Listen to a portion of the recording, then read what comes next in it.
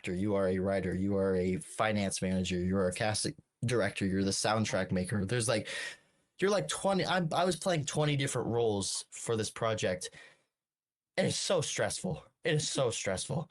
Oh my god. It's like there's times where I'm like I love doing this, and the next day I'm like, why am I doing this? It gets so busy, but I love it so much. Is that the goal to continue being independent filmmaker or no?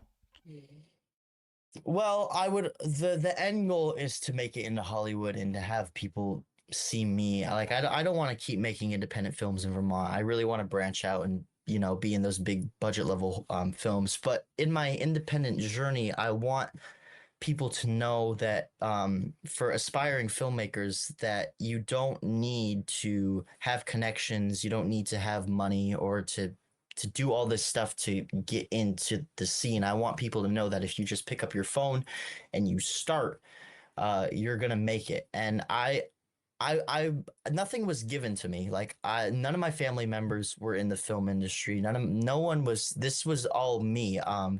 And I live in Vermont. I live in the smallest city in Vermont. There's no Hollywood star in here. This was all I did this all on my with my family, and that's just kind of the motivation you need to have is you need to realize it's you and yourself. Like you have to do this. No one's gonna hire you for this. It's you have to prove that you belong in this industry. And yeah, this is Vermont. It's just this little country looking state, more trees than buildings, um, and more mountains too. And there's not Vermont is not a place to live for film. Like there's not a lot of. I think the most popular movie we have in Vermont is Beetlejuice, Ooh, the original Beetlejuice.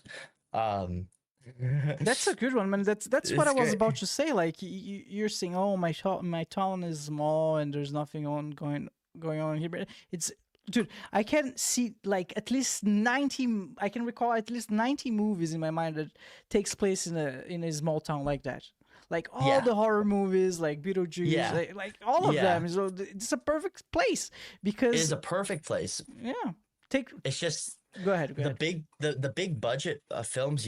They're just now in sets. Like they build cities and they build like miniature Yes. things so that it's exactly how they want it to. And I think it just feels more alive to actually go to these places and film movies there.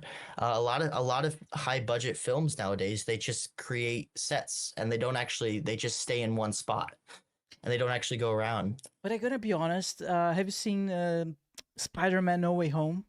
Oh, I love No Way Home. Dude, I gonna be honest. I was completely fooled. This movie it was all filmed in a set. All of those Yeah, exterior scenes, they were all in a set. I was like, what do you yeah, mean? What are you talking about? No, they were in New York. yeah, They were like outside. You can see people. No, you go to YouTube. You look at the breakdown. It's all yeah. CGI. They build like It's all like the for example suits.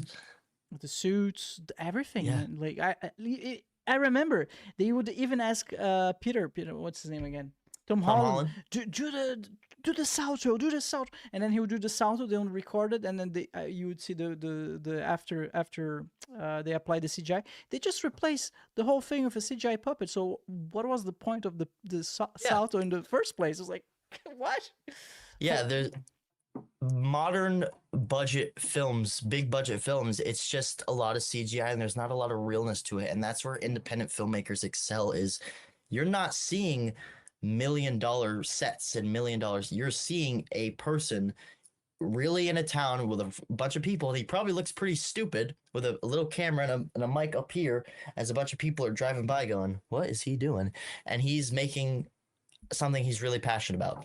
The Wanted was my passion project. It was my tribute to my brother. My thank you for all your hard work since you were 4 acting with me. And that movie, you watch it from beginning to end. You tell it's not it's a fictional story, but the emotions are real. My acting is real. It's me saying thank you to Jackson, my brother, for everything you've done with me since I was 10 on this journey, and that we've made it here to the fact that we now can premiere our movies in movie theaters and our names are getting out there and we're getting there.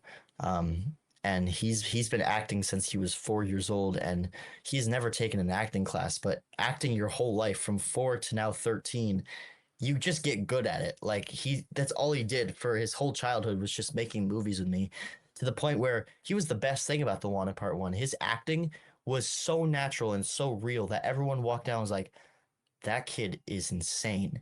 And that was like so heartwarming for me that my brother, like he was like getting the most praise out of everything, was that he did that. Like a 13-year-old kid, no acting classes, has never been in a play, was able to have that performance. It's like he's been doing it since he was 4.